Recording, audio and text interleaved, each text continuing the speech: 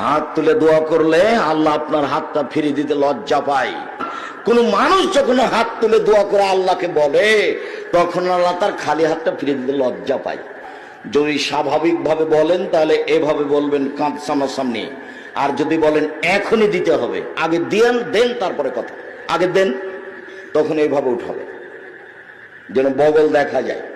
আর প্রথমে ইসমে আজম পড়তে হবে, আল্লাহুম্মা ইন্নী আসআলুকা বিআন্নাকা আনতাল্লাহ লা ইলাহা ইল্লা আনতাল আহাদুস সামাদুল্লাযী লাম ইয়ালিদ ওয়া লাম ইউলাদ ওয়া লাম ইয়াকুল লাহু কুফুয়ান আহাদ। যদি এটা মুখস্থ না থাকে আব্দুর রাজ্জাক সাহেব, তাহলে লা ইলাহা ইল্লা আনতা সুবহানাকা ইন্নী কুনতু মিনাজ জালিমিন, এটাও যদি মুখস্থ না থাকে তাহলে আলহামদুলিল্লাহি রাব্বিল আলামিন আর রহমানির রহিম মালিকি ইয়াউমিদ্দিন, বাস। তারপরে দুরুদে ইব্রাহিম, তারপরে নিজের কথা হাত তুলে বলবেন।